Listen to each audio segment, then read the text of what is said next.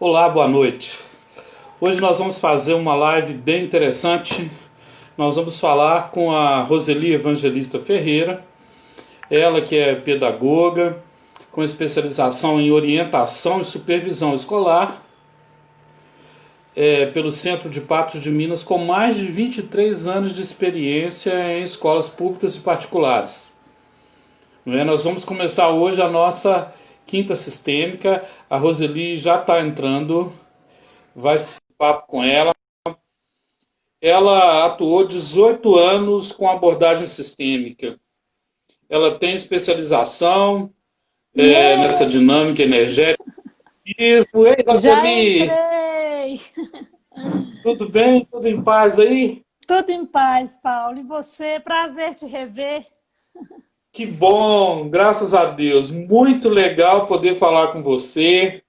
Ainda estou impactado do último workshop que você fez em Belo Horizonte aqui, Que coisa né? boa. Foi bom, né? Isso, foi muito bom. Ana Senac, lá da Bahia, entrou. Adalto também. Muita gente legal entrando aqui. O Daniel, Jacinto das Orquídeas. Olha, Roseli, que legal. Tá vendo? Pessoal lá também do Instituto. E eu estava lendo aqui o seu currículo. Eu estava dizendo que você fez especialização aqui, né, em dinâmica energética do psiquismo lá na Unipaz. Eu tenho um amigo, o Ângelo, que é filósofo, ele também é da Unipaz. Nós Sim, trabalhamos muito. eu fiz duas formações na Unipaz. A Unipaz me ajudou muito, está na base da minha formação, né? Pierre, Isso. Roberto Crema, bom demais. E Pierre vai. Capacitação em educação em valores humanos na Fundação Pierópolis. E fez vários workshops, seminários e treinamentos. Eu fui em um, adorei. Daqui a pouco estou fazendo o curso aí com vocês. Sim, que ótimo. E desde 2000 no projeto Renascer, né? Que tem uma metodologia, uma visão, uma postura de educação sistêmica que você vai ensinar para nós e para os convidados. Eu estou chamando tanto de gente aqui desde tarde. Estou muito animado com essas três Sim, quintas-feiras, né? Desse eu, mês que a gente vai conversar, Roseli. Muito obrigado pela disponibilidade. Nós temos um movimento pela educação que chama Educação é o Alvo. Ele nasceu, Roseli, após eu deixar uma carreira corporativa que eu tinha no grupo da Croton. Posso falar o nome, não tem problema. E aí eu tive um aneurisma, tive que parar porque a vida me cobrou paz e tranquilidade. E aí a gente começou o movimento Educação ao Alvo em 2012. O nosso foco é dar formação continuada. Como a gente não está podendo encontrar face to face, né? Vamos fazer isso online, né? Nessa coisa aí de mundo híbrido, metodologia ativa, né? criatividade também, né? Criar e Isso. inovar. Roseli, eu já vou pedir para que você fale um pouco dessa sua jornada, assim, as coisas que você aprendeu e como que você chegou na educação sistêmica e o que é essa educação, que pode ajudar famílias e escolas, que é o tema dessas três lives que a gente vai Sim, fazer, tá sim. bom? Eu sou professora, né? Agora quase 30 anos já, que eu sou da área da educação. Eu trabalhei com ensino fundamental um, fundamental 2, ensino médio, e fiz a minha formação na minha cidade mesmo, né? Na questão pedagógica, orientadora educacional. Depois eu fiz a parte da supervisão e administração escolar.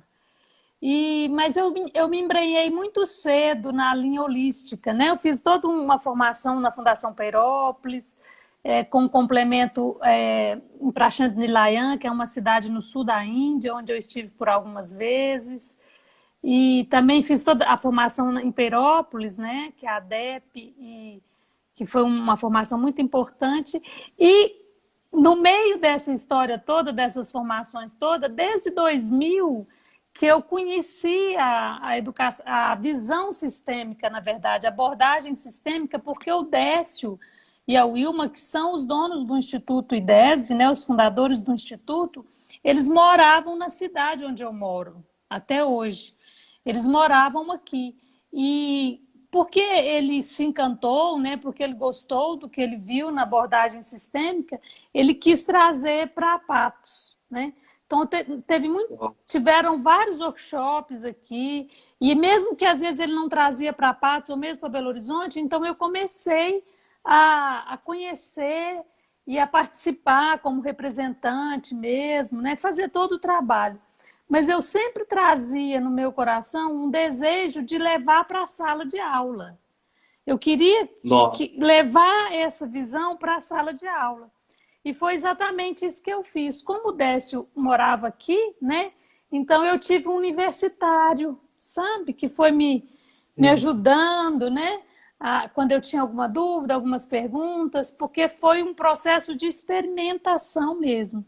E o projeto que eu trabalho, que é o Projeto Renascer, que ele é contraturno no horário, né, das crianças, quando elas não estão na escola, elas vão para lá. Nós atendemos 150 crianças hoje, e lá eu tive assim, o campo aberto para experimentar. Então lá já tem 20 anos, né? Desde o início do ano que nós estamos lá. E um dos carros-chefes da metodologia do projeto é a educação sistêmica, que a partir desse movimento, desse conhecimento, nós implantamos lá. E desde o início, quando eu contava para o Décio uma história, uma coisa ou outra, ele falava, vamos fazer isso juntos, né? Eu quero levar a educação sistêmica para todos os lugares. E aí ele fez esse convite, fazia muito, mas aí em 2015 ele abriu o curso de educação sistêmica pelo IDESV e ele me convidou, mas eu fiquei assim meia, né? No interior, eu falei, não sei se eu vou dar conta dessas coisas, não. E aí eu fui fazer o primeiro módulo que rodou com a professora Hélia e o próprio Décio e a Wilma. E aí, quando eu estava lá, eu pensei, não, isso aí então eu sei. Desse jeito aí eu dou conta. E aí foi muito bacana, porque foi muito decisivo para mim, numa situação que aconteceu, que eu estava com a minha irmã em Brasília, passei por Brasília, e eu fui com ela no banco, e tinha uma frase escrita assim, nessa agência é permitida a entrada de cão-guia. Aí eu fiquei imaginando, né? Achei isso curioso, porque primeiro que eu amo inclusão. Aí depois fiquei pensando, mas essa frase é para quem? Né? Até onde eu sei, o cão não aprendeu a ler ainda não, né? E o cego não ia ler a placa. Mas isso me tocou de forma profunda, porque eu fiquei imaginando a seguinte cena. Era necessário que alguma pessoa letrada, alfabetizada, lesse a placa e falasse para o cego que lá ele podia ir com o cão dele. Então, isso me fez decidir, não que eu quero dizer que as pessoas são cegas, nada disso, né? Mas aí eu entendi que ao longo daqueles 15 anos, em 2015, eu tinha umas placas, sabe? Assim, que eu podia levantar, assim, ó, que poderia ajudar os professores a tornar o dia a dia da escola mais leve. Foi o que aconteceu comigo e foi o que eu experimentei. Então, aí eu falei, não, então eu consigo seguir rodando com esse curso, né, junto com o IDESV, e aí eu fiz isso rodando o Brasil todo, né, fui em próprio Minas, São Paulo, Florianópolis, Rio Grande do Sul, no norte, na Bahia, enfim, nós rodamos bastante e estamos agora abrindo o curso online, né, que vai seguir, que já está funcionando, na verdade, a Zaira está aí, eu imagino, daí a pouco ela põe aí um endereço. Então, é aquilo que você falou, inovando, né, escrevendo a nossa história agora através do online, que eu acho que também é uma ferramenta, né? Como dizem os mineiros do interior, é o que tem para o almoço, né? Uma coisa bacana é que tem ex-aluno aqui demais. Tem ex-aluno meu, tem seu, falando assim, que sorte a minha que formei pelas mãos dessa amorosa professora, Jaqueline Feltrini. Isso, a Jaqueline é de São Borja, uma querida. Olha, do Rio Grande do Sul. O da divisa professor com a Donizete Argentina. também, diretor do Colégio Maria Clara Machado aqui. Nós estamos O fazendo uma live professor, o sobre... professor Donizete visitou minha cidade, conheceu Patos de Ele Minas. falou, Pato de Minas foi muito bom, abraço. Uhum, Entrando aqui a neurocientista, a Dani. Eu uhum. sou estudante do curso online, já tem gente dando depoimento. Oh, que Tem aluno linda, atual Dani. também. Olha aí, gente. Tem aluno atual também, né? Que está falando isso é a Mi, Melinara. Depois você fala o seu nome aí. Então, olha só que legal. Mas, Desculpa aí, viu, Roseli, se a Paulo, gente... mas eu não enxergo aqui, ó, essas coisas. E eu tô Ah, sem tá. óculos. E se eu ficar com óculos, fica duas bolinhas assim verde por causa da lâmpada. Eu sei. Eu estou enxergando aqui do jeito que eu posso também. Uhum. Vamos em frente. É. Olha, é Mara Minelli, que é o nome dela. Uhum. Roseli, e me fala, dentro dessa trajetória, você acabou ajudando a construir o conceito também de educação sistêmica, né? É. E se você tivesse de explicar para um pai, para uma mãe que está nos assistindo, nesse momento, esse momento é um momento de dor, né? Eu costumo dizer que na escola a gente tem muita dor, né? Educador, indicador, coordenador, avaliador, Ai. mas tem vencedor, tem empreendedor, tem, Uhum. né? Tem gente que vence e que empreende apesar da dor. A educação sistêmica ela ajuda a cuidar disso, não ajuda? Sim, na verdade, a educação sistêmica, ela tem como base, né, a abordagem dela, ela traz os princípios sistêmicos que o Bert Helling descortinou para nós todos, né? Que tem a ver com as três leis que regem os relacionamentos. Então, a observância dessas três leis nos dá um dia a dia mais harmonioso. E o fato de nós não conhecermos essas três leis e não atuarmos obedecendo, entre aspas, né, observando o que ela acontece, ela traz algumas consequências para a nossa vida. Então, é muito importante nós compreendermos que a base da educação sistêmica vem através dessas três leis, que quer dizer o seguinte: a primeira delas é o pertencimento, que diz o seguinte, que porque nossa família, nossa estrutura de seres humanos é de sistema, né? Nós somos conectados uns com os outros e estamos no sistema. Então, para a estrutura da educação sistêmica, quem pertence à família, pertence. Quem não pertence, não pertence. Essa é uma definição simples que o IDESV tem e que é muito importante para nós, porque ela diz exatamente o que é.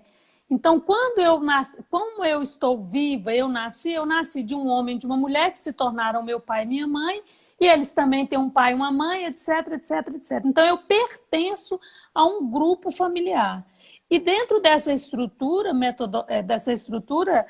dessa abordagem filosófica, a lei do pertencimento ela não permite que haja exclusão de nenhum dos membros que pertencem ao meu sistema, ao preço de cobrar, ao preço de que alguma pessoa do sistema atual ou do subsequente inclua a pessoa excluída através de algum sofrimento ou de viver o mesmo destino daquela pessoa.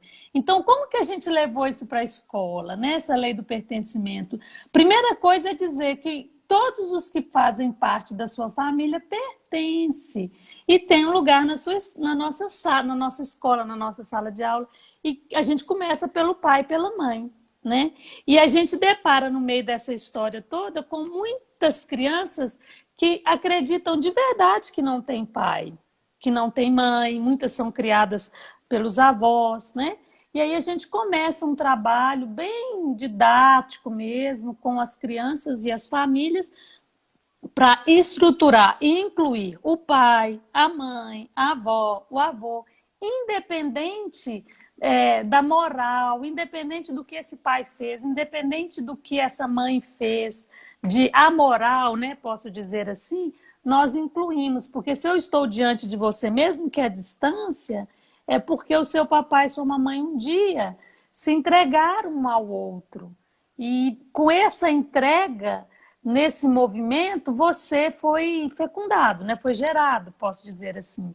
E o fato de você ainda sobreviver a isso é porque sua mamãe escolheu te deixar viver. Mesmo que não Sim. para ela cuidar em algumas situações, né? Que não são muitas, na verdade, mas existem. A maioria das mulheres cuidam das mamães cuidam dos seus bebês. Então, esse encontro, esse pertencimento, aí, com esse papai, ele traz toda uma linhagem para a minha história, que me compõe. E a minha mamãe é a mesma coisa, ela traz tudo, e aí eu sou uma mistura desse pai e dessa mãe, nesse movimento em que não tem como eu separar. Se eu gostar, se eu não gostar, não tem. Essa é a minha realidade. Eu sou essa mistura desses dois sistemas. E isso é a minha vida daqui para frente. E é quando eu tomo isso tomo assim, concordo, de aceito, a minha vida fica mais fluida. Eu gosto muito de lembrar de algumas coisas assim bacanas que nós observamos, por exemplo, quando você vê uma criança que ainda não foi impactada pela moral, quando ela é bem pequenininha e que ela escuta o barulho do carro chegando, ou da bicicleta, ou da moto, que está o papai dela, né? Que aquele homem está chegando e ela vê ele como seu papai, porque ela ainda não faz distinção disso. Quando ela vê ele ou a mamãe, ela abre os bracinhos e fala papai, e fala Sim. mamãe. Se aquele homem matou alguém, se aquele homem estava traficando, se ele estava roubando, aquela criança não vê o homem. Ela vê a mamãe, ela vê o papai, ela vê a mamãe. E isso, aos poucos, em função da moral e da cultura, a gente vai colocando para a criança que aquele pai não é bom, que aquela mãe não é boa, etc. e tal. Então, na educação sistêmica, nessa primeira lei aí, a gente quer resgatar com a criança esse papai e essa mamãe que vive dentro dela em cada célula. E porque vive em cada célula, ela é. Então, eu sou, na verdade, Paulo, e você também, os nossos pais andando, né? Essa mistura que é os nossos pais. E aí, no curso de educação, nós temos vários exercícios e dinâmicas que a gente vai mostrando para as crianças como que é possível incluir esses movimentos todos. Então, essa é a primeira das 3 leis que nós trabalhamos com as crianças dentro desse pertencimento. Todo mundo, todos pertencem, tem um lugar. Então, quem está em casa nunca ouviu falar de educação sistêmica, tem 3 leis. A primeira é a lei do pertencimento.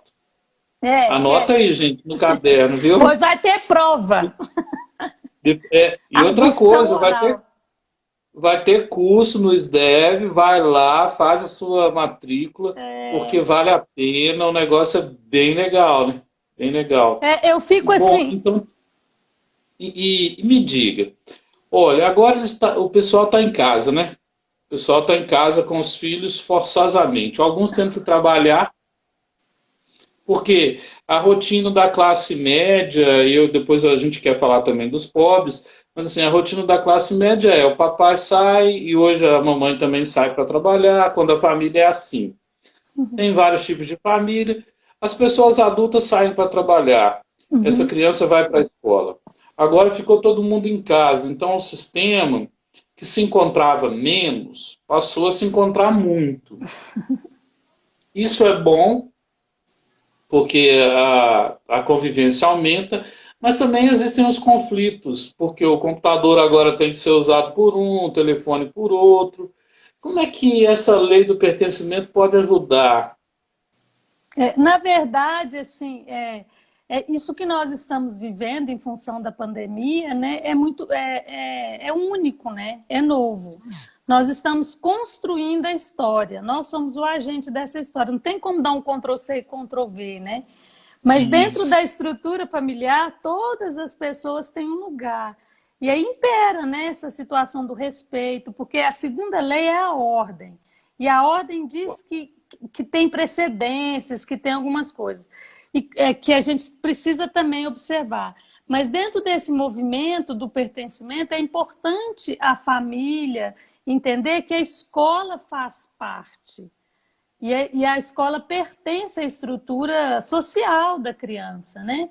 Então é importante criar um espaço para a criança, um horário para ela poder fazer aquilo que hoje a escola demanda que a criança faça, para que ela não perca, né, a evolução dentro do processo do conhecimento, mesmo dentro da escola. E esse é um movimento que eu tenho observado em função do projeto que eu trabalho, que muitas vezes as pessoas falam, não tem, a mãe, né, não tem mãe, não vai fazer, não tem jeito. E aí entra esse movimento da exclusão daquilo que é possível ter, sim, quando a gente olha e inclui, mesmo que não esteja ali presente naquele momento, tá? Mas o mais importante desse movimento é nós compreendermos que dentro dessa estrutura, a família e a escola e as crianças, todos eles têm um lugar dentro da ordem, que é a segunda lei, né, que rege o relacionamento aí nesse movimento. Então é importante a gente saber qual que é o lugar da criança, qual que é o lugar do pai, qual que é o lugar da mãe, quem vem primeiro, quem tem precedência, quem manda em quem, né, podemos dizer assim. E na escola hoje isso ficou muito mais claro com a pandemia. A gente vê que as crianças, elas estão muito fora do lugar, né? E quando a gente está fora do nosso lugar, a gente perde força. Nós perdemos, eu costumo dizer, a seiva que nos alimenta, enquanto se a gente fosse uma árvore, né? Nós perdemos força e aí a gente não consegue seguir para realizar aquilo que a gente veio para realizar nessa vida. Porque pode ser que eu esteja equivocada, mas nós não estamos aqui passeando, não. Né? Com certeza, cada um de nós temos algo para fazer dentro desse movimento. E pode falar, Paulo. Te interrompi, desculpa. Você está falando dessa missão, né, existencial que cada um tem. Você sabe que esse mês, Roseli, vou te fazer uma surpresa agora, tá? Tá bom. Pode? Uhum. Quando você toma água. Olha, esse mês é aniversário, dia 12 de julho, aniversário da Malala, né? Aquela moça que lutou para estudar. Sim. Uhum. Tem aquela história dura. Ela formou em Oxford. E aí, com todas as pessoas que eu estou conversando em mês de julho, eu estou entregando esse troféuzinho aqui. Nós vamos encontrar pessoalmente. Que chique! Adoro presente!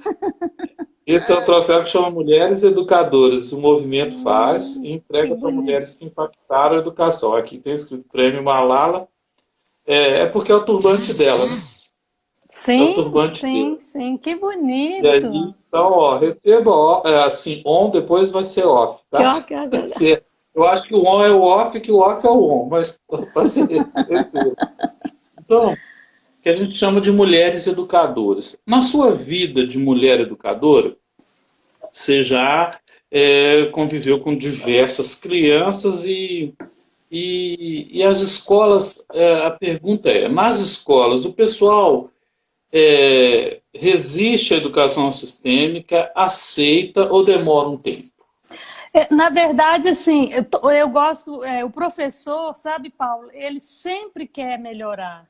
Eu não sei se é porque eu sou professora, toda vez que eu ouço alguém falar mal do professor, entre aspas, fazer um julgamento, eu fico assim, olhando, me perguntando, será que essa pessoa realmente conhece o professor? Porque assim, se tem uma pessoa nesse mundo que quer acertar, é o professor. Se ele não está acertando, é porque ele não sabe fazer diferente. Então, assim, quando o professor ou o supervisor, né, as pessoas da escola, conhecem a educação sistêmica, eles gostam muito, porque, na verdade, ela traz uma leveza na vida. Eu fico no meu lugar, eu incluo todos que pertencem, eu equilibro nas minhas relações. Então, a aceitação das pessoas é muito grande. E quando elas podem ter acesso e quando elas têm acesso, né? Eu não encontrei ainda nenhuma resistência de nenhuma pessoa que fala, eu não gosto disso, eu não gostei, não quero continuar. Normalmente o que a gente encontra são pessoas entusiasmadas em chegar segunda-feira para colocar em prática aquilo que elas aprenderam na vida delas mesmo, para as crianças na sala de aula. Isso aconteceu comigo. A cada final de semana que eu passava por um workshop, eu queria chegar na escola e experimentar e fazer valer a pena aquilo que eu aprendi ali, que eu quis levar para as crianças, e depois como supervisora, e depois como diretora, etc. Então, assim, porque a educação sistêmica, o que a gente vive com a observância dessas 3 leis, é muito prático. Não é uma coisa assim que a gente tira só dos livros, ela é uma coisa que realmente é possível fazer no dia a dia, ajudar a criança a incluir o pai, ajudar a criança a entender que ela é pequena e os pais são grandes, porque eles vieram primeiro, né? Então, assim, por exemplo, eu vou te contar uma vez, quando eu aprendi isso, que assim, na ordem, quando eu entendi a educação sistêmica, quando eu comecei a ver as leis do relacionamento, eu entendi que a gente tinha que reverenciar os nossos pais, porque eles vieram antes e porque eles nos deram a vida, e isso era importante, o fato de eu estar aqui.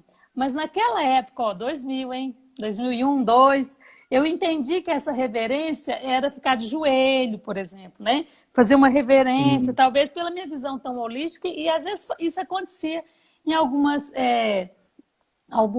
representações.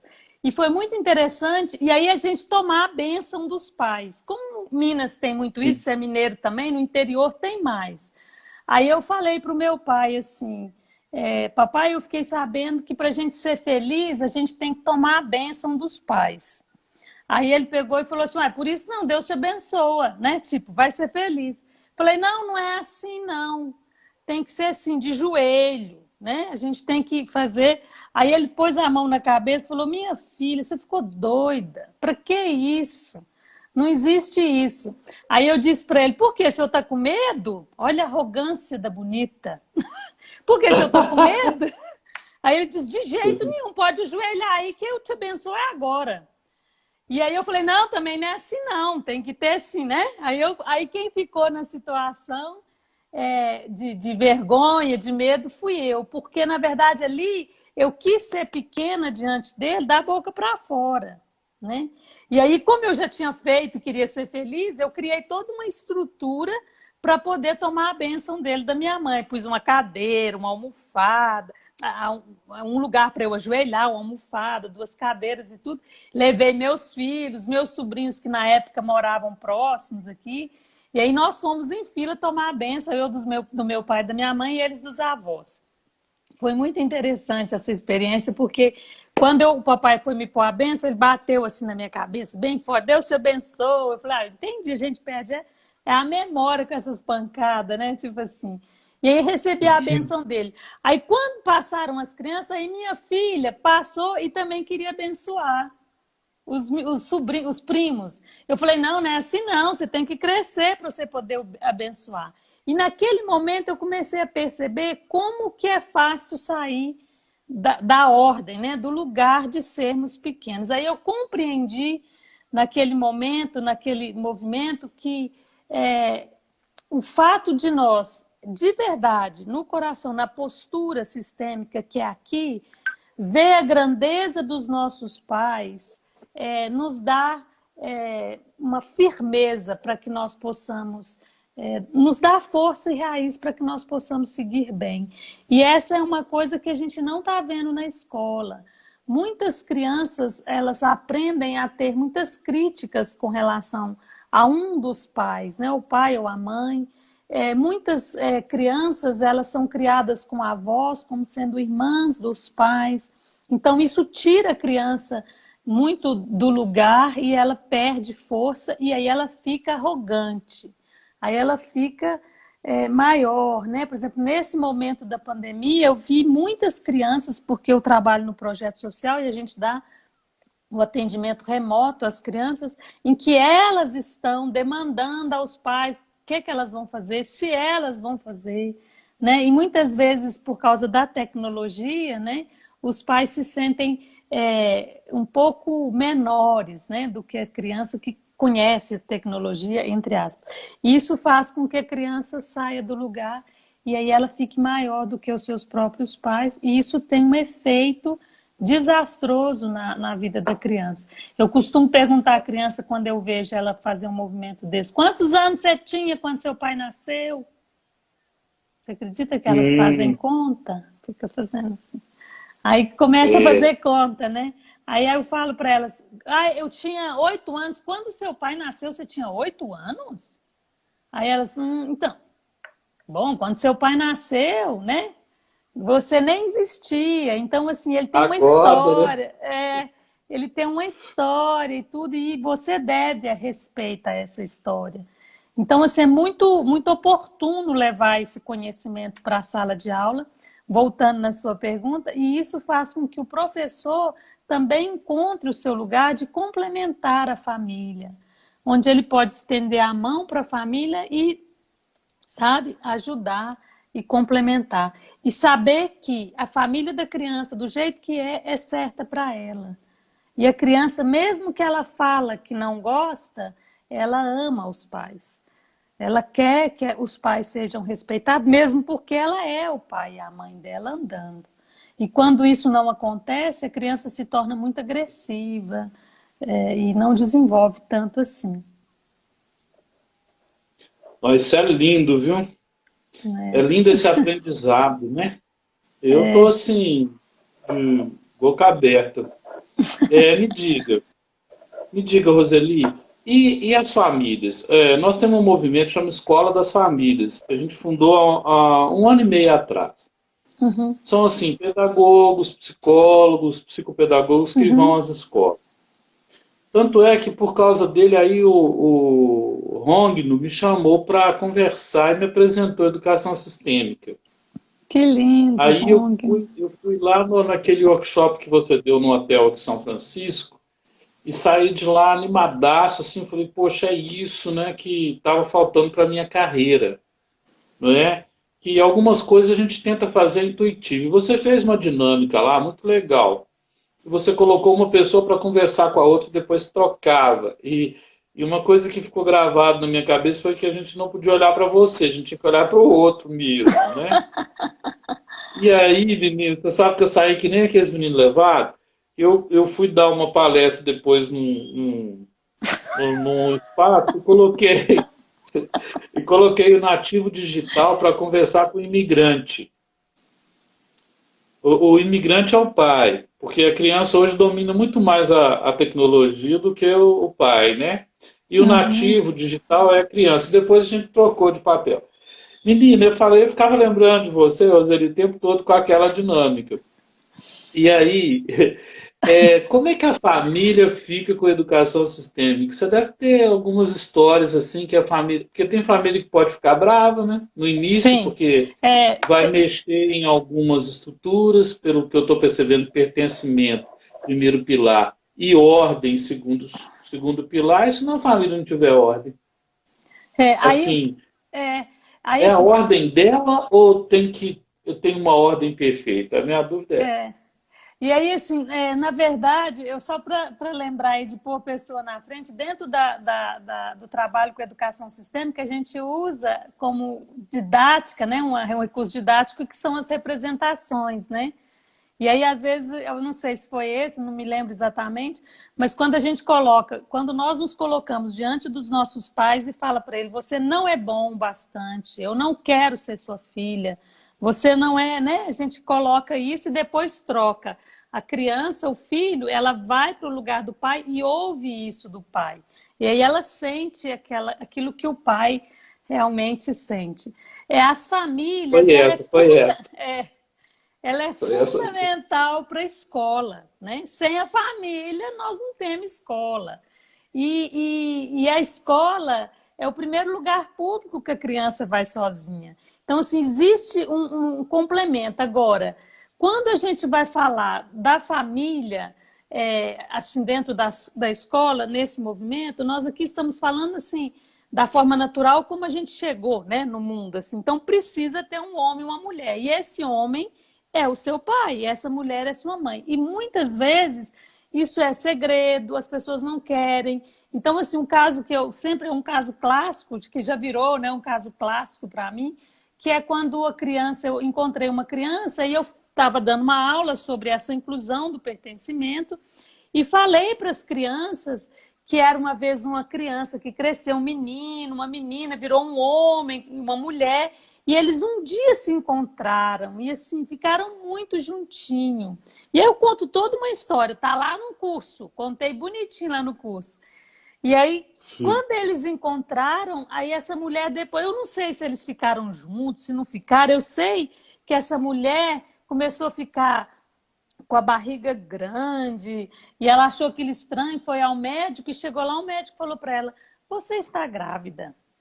Aí ela lembrou imediatamente daquele encontro que ela teve com aquele homem. Se ele estava com ela ou não, ela lembrou. E aí, eu não sei por que ela seguiu, né, com aquela, eu não sei se ela ficou alegre, se ela ficou triste, eu sei que depois de um tempo, que a barriga dela estava para mais de metro, que exagero, né? A barriga dela estava grande, ela deu à luz a um bebê, né? E aí eu conto essa história para as crianças e falo para elas, e esse, quem é esse bebê? Aí eles falam que são, por exemplo, o filho da Branca de Neve, né? Às vezes ele fala, é você, Roseli, até que a gente chega na conclusão de que aquele bebê é cada um, sou eu? Sou eu? Sim, é você. E todos nós, né, viemos dessa união. Mas o que eu quero contar para vocês é que aí eu falei isso para as crianças e fiz uma misturinha do café com leite, né? Representando que o café era o pai, no meu caso era isso, porque meu pai é negro, minha mãe é branca. Então eu fiz essa misturinha do café com leite que dava uma terceira coisa. E aí eu fazia com eles um desafio, né? Vamos separar agora, eu quero que vocês tirem desse café com leite só o café e voltem ele para o copo. Ou só o leite e voltem ele para o copo. E aí, né, não é possível fazer isso. Aí eu falo para eles, assim somos nós. Não é possível tirar o nosso papai de nós e nossa mamãe de nós. Nós somos compostos assim. Aí dei lá a dinâmica para eles colorindo o papai e a mamãe, que a gente coloca na sala de aula para ficar no movimento de tomar eles de forma mais concreta, né? E aí e uma criança falou comigo assim, Roseli, você falou que a gente não pode mentir. Eu falei para ele, não, poder pode. Né? Só que é ruim, porque você tem que ficar sempre lembrando da última mentira que você contou para continuar contando a mentira. Então cansa. Aí ele falou comigo assim, então você vai ficar muito cansada. Eu falei, eu? Por quê? Ele falou, porque você está falando uma mentira. Eu não tenho pai. A minha mãe nunca namorou. Aí eu pensei, né? Só Deus, né, Paulo? Aí falei para ele, olha... Aí eu falei para ele, olha, a mamãe pode até não gostar de falar disso. E aí tá tudo certo. Mas não tem jeito. Se você está aqui diante da Roseli, é porque um dia a sua mamãe encontrou com seu papai. Mesmo que pouquinho. Aí ele voltou para a cadeira para colorir, para fazer atividade de arte. E aí passou um pouquinho, ele voltou e falou comigo, Roseli, a minha mãe sabe disso? Aí eu, né, naquela época a gente fazia pergunta para as crianças, eu perguntei para ele, o que você acha? Ele falou, eu tô achando que ela sabe. Tô achando que ela sabe. Eu falei, possivelmente ela sabe mesmo. Aí ele voltou para a cadeira, e no terceiro momento ele voltou e falou comigo assim, Roseli, eu posso contar para minha mãe que agora eu sei que eu tenho um papai? Aí eu falei para ele, o que você acha? Ele falou, acho que ela vai me bater. Eu falei, você quer apanhar? Ele falou, não. Eu falei, então não conta. Só para ganhar um tempo. Mas impossível, né, não contar isso. E aí aquele dia ele foi o primeiro a sair da sala e eu fui a última. Porque, ele foi correndo para falar disso, né? E no dia, eu passei na secretaria, avisei a diretora, falei, eu dei uma aula aí, pode ser que venha alguma mãe, né? E aí aconteceu isso que você falou. Uma mãe muito nervosa, muito atacada, nervosa, brigando comigo. Quem é de escola aí sabe, quando rola uma briga na escola, assim, que pai vai denunciar a professora. E aí, naquele movimento todo, eu tive a oportunidade, depois de, né? Você falou que meu filho tem pai, não sei o quê, aquela coisa toda. Ele não tem pai. E aí eu falei, mas você está acreditando nisso também? Enfim, no final, eu pedi, ela falou muito, justificou que ele não tinha, que ela era o pai e a mãe dele. Aí eu fiz um exercício simples com ela, de dizer para ela o seguinte: essa criança devia ter uns 8 anos.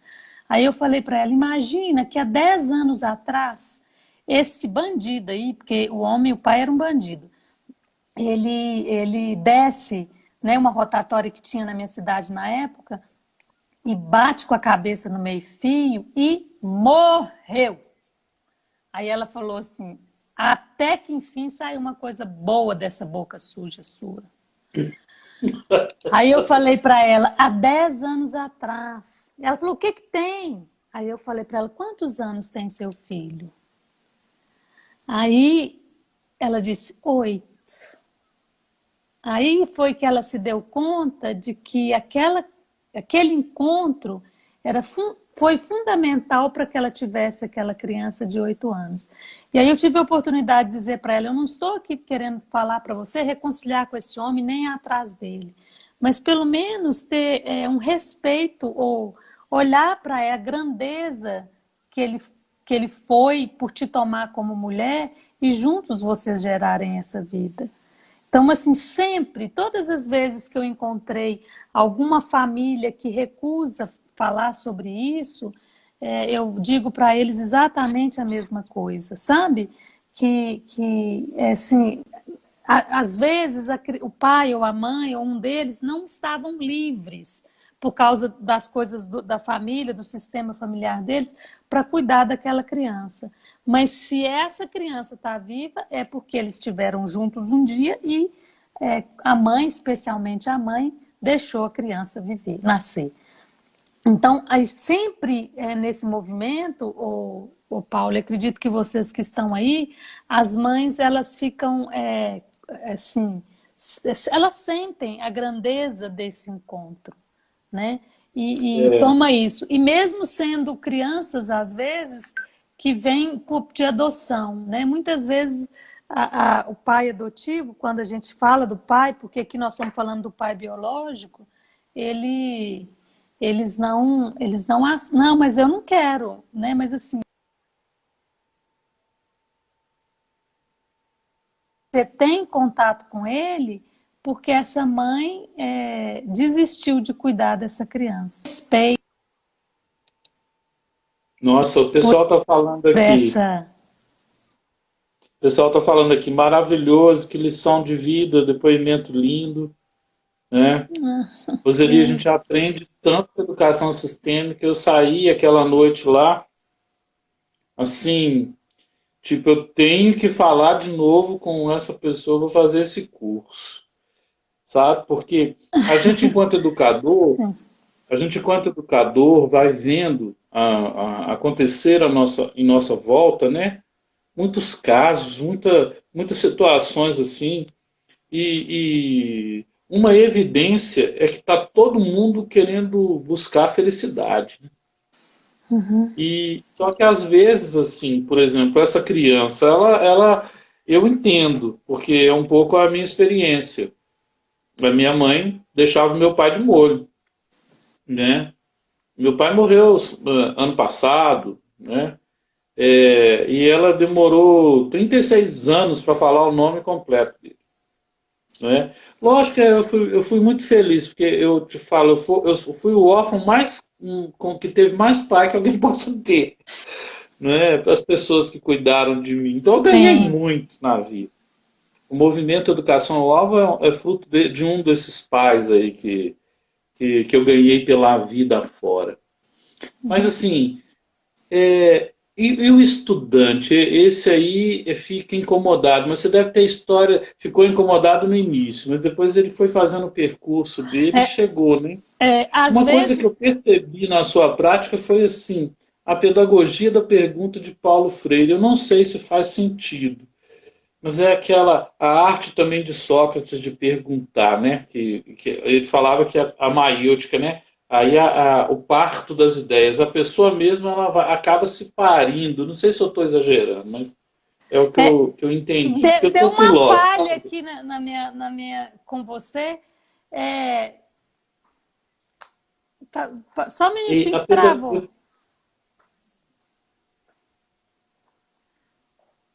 Peraí, só um minutinho. A mamãe tá me ligando, liga para ela. Aí, pronto, aí a gente estava falando, desculpa. E aí, eu percebi, eu por percebi exemplo, na sua prática.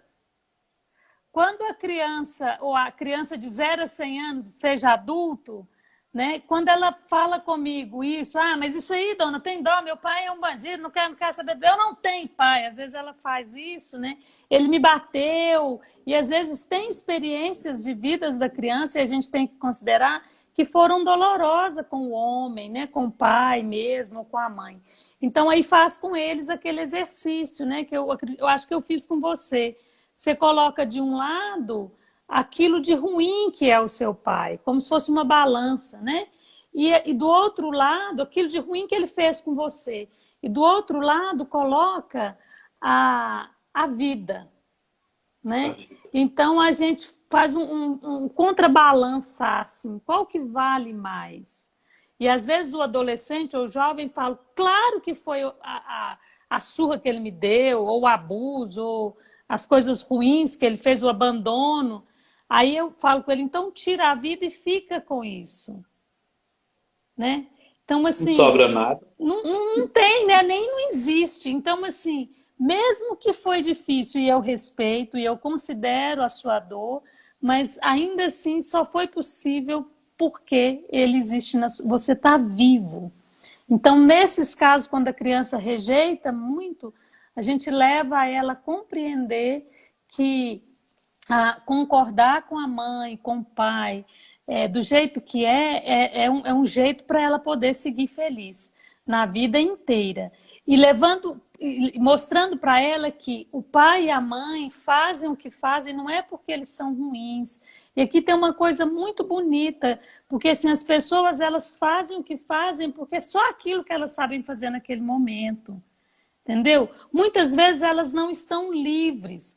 Por exemplo, eu tenho história de crianças que o pai nem sabia que era o pai, né?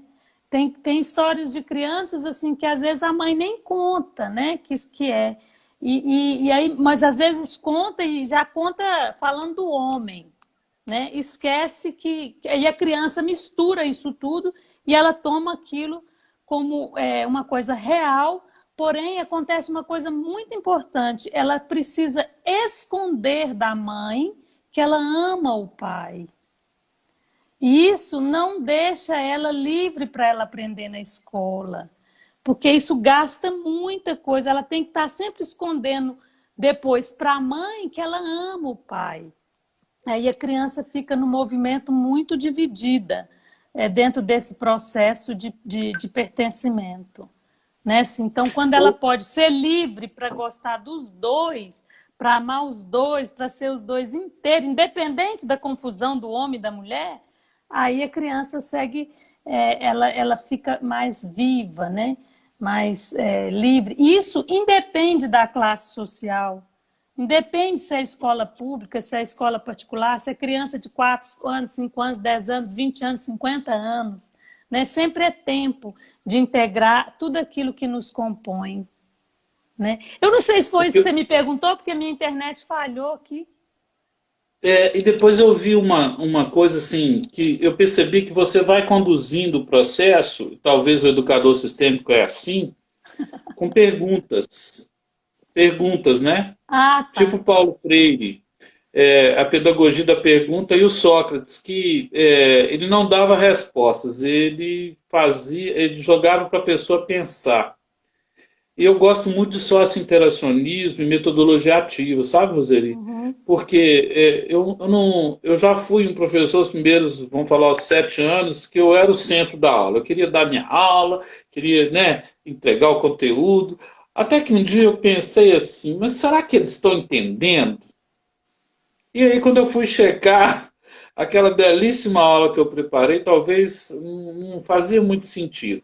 Eu comecei a mudar a prática, fazendo perguntas para eles, né? E depois que eu comecei a estudar Sócrates e Paulo Freire mais, assim, porque depois que eu formei em História, eu resolvi fazer uma pós em Educação.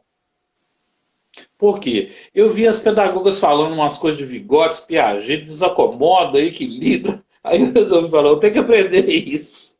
Eu acho que está faltando isso na minha vida. E aí, eu vendo você falar, eu comparei com Paulo Freire. Tem Ó. alguma ligação? Na verdade, assim, as perguntas, nem sei, Deus do céu, Paulo Freire me comparar, o meu queridaço, né?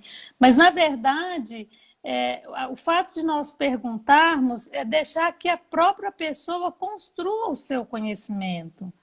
E aí essas perguntas vai ajudando a criança, ou o aluno, o estudante, a ele mesmo construir o próprio conhecimento, e aí nós não damos pronto, porque se dá pronto, ele nem gasta mais, né?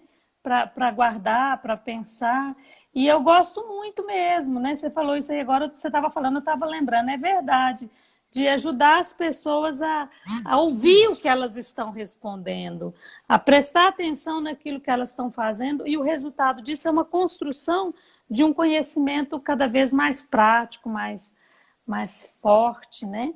Mas dentro dessa questão da educação sistêmica, o que a gente traz muito, Paulo, nas perguntas e no trabalho como um todo, é uma postura, né? Que a gente chama de... a Wilma gosta muito de dizer que é uma postura de bambu oco, onde eu não tenho nenhuma intenção, nenhum julgamento, eu não tenho... eu estou assim aberta para o novo, né? Eu estou livre para estar naquele movimento. Então, dentro dessa postura, quando o professor, o educador, ele chega dentro do trabalho que ele vai fazer, na postura de não julgar se a criança sabe ou não sabe a resposta, se ela está ou não está fazendo hora com você, se ela entra naquela postura de dizer, eu sou o seu professor, eu tenho algo para te oferecer. E você tem capacidade de aprender, né? Sem pensar, mas esse é aquele menino do ano passado. Não, esse menino é o que está aqui diante de mim hoje, aqui agora. Eu tenho algo para te oferecer e nós vamos seguir crescendo junto, fazendo valer a pena, né? Esse movimento todo. Então, assim, essa dinâmica das perguntas, ela assim, acho que quase todo professor faz isso, Paulo, o tempo inteiro. Porque, vou te contar um caso que aconteceu outro dia. A mãe estava assistindo aula do professor, aula remoto, tá? Uhum. Nem vou falar os nomes não, senão é um problema. A mãe está assistindo a aula, a mãe está assistindo a aula do aluno, e aí a professora só deu 20 minutos de aula e deixou uma tarefa. Aí ela falou comigo, tá vendo? Eu pago por 50 minutos e ela só deu 20. E eu falei, e quanto tempo será que ela preparou? Né? Porque aí tem o inconsciente que a pessoa não enxerga. Roseli, nós estamos chegando no finalzinho. Eu queria, porque aí nós vamos deixar um gosto de quero mais na turma. Porque está faltando um pilar, né? Que foi pertencimento e ordem. O outro é quinta-feira que vem. Mas o ordem ainda tem muito para falar. Então, é por isso. E aí, eu quero te agradecer, ver se tem alguma publicação aí da editora Atma que vocês estão indicando. A Zaira pode colocar o endereço do curso, né? O que a gente pode, para terminar, uma mensagem final? O IDESV Provisoriamente. dentro do IDESV tem várias formações, né? E aí ele lançou um livro chama Inteligência Sistêmica, super bacana. E lá fala sobre o direito sistêmico, a saúde sistêmica, e lá tem um capítulo da educação sistêmica, super do bem.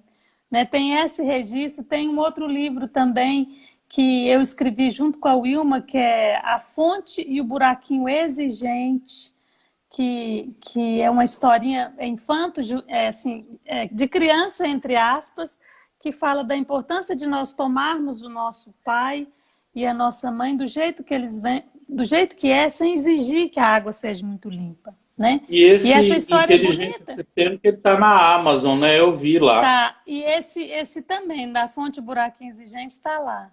E a editora Atma tem vários livros, né? Publicados, aliás, eu acho que é a que mais tem, né? Traduzidos sobre educação, sobre constelações familiares mesmo, visão sistêmica, inteligência sistêmica. Só relembrando o pessoal que está nos assistindo agora, que esse vídeo também vai para o YouTube e a gente vai colocar no Facebook e eu vou te mandar aí. Porque quem não pôde assistir a primeira, aí vocês podem reproduzir. O canal chama O que as escolas podem aprender, que é o meu livro. Meu livro que eu lancei em dezembro. Na verdade, estou lançando 3. Esse chama o BNCC no chão da sala de aula. Com exercícios práticos, viu? E metodologias ativas. Então, essa nossa parceria aí é para falar disso. E eu estou muito curioso para quinta-feira que vem a gente falar de ordem, que falta, pertencimento, ordem e falta mais um pilar. Então, quem não pegou, pega lá nos canais. E eu queria que você se despedisse nessa quinta para nós, dessa maneira iluminada aí. Eu quero muito te agradecer pela oportunidade, né, de estar aqui falando. Eu vi algumas alunas, vi colegas de trabalho aí passando rapidamente aqui. E eu estou disponível, e não sei se você tem essa prática, mas se alguém tem alguma dúvida, alguma pergunta e quiser me mandar ou mandar para você para a gente responder na quinta-feira que vem, também estou aberta para responder. E falar mesmo do curso, que agora é online, né? Tem aí seus livros também, acredito que são, né, para a gente poder estar crescendo, usar esse momento da nossa vida para que nós possamos também desenvolver em todos os aspectos. E a educação sistêmica é uma ferramenta muito, muito leve e muito importante para nós no dia a dia da escola. Tá bom? Muito obrigada, viu, Paulo? Obrigada a Zaire, obrigada às meninas que estão aí, os rapazes. Gente, avalia para nós aí, ó, tem coraçãozinho subindo aí que tá uma beleza. Você tá uma cardiologista. Aqui, pessoal, hoje foi uma introdução. A gente começa na semana que vem com perguntas que vocês trouxerem. Cada um de nós vai levar para casa um para casa. Trazer mais 2 pessoas para a nossa live da quinta-feira que vem, dia 9. Tá? Quem acha que esse desafio é possível, manda o coraçãozinho aí até acabar o mundo. Tá bom? Roseli, muito obrigado. Foi uma honra mesmo. Eu estou muito feliz, vou dormir bem satisfeito. Com tudo, com toda essa doçura que você passa e a competência do conteúdo. Muito obrigado. Obrigada a você também. Então nós nos encontramos quinta-feira. Com todos quinta-feira, mais 2. dia 9. Vai bombar. E dia 7 nós temos encontro com o Dr. Décio, com o Décio, para o pessoal não esquecer, hein? Outro encontro. Propaganda da chefia aí.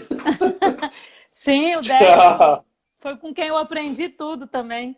Tudo de bom. Tá bom. Tchau. Gente, os endereços estão aí. Tchauzão. Obrigado. Com Deus, Roseli. Boa noite. Boa noite.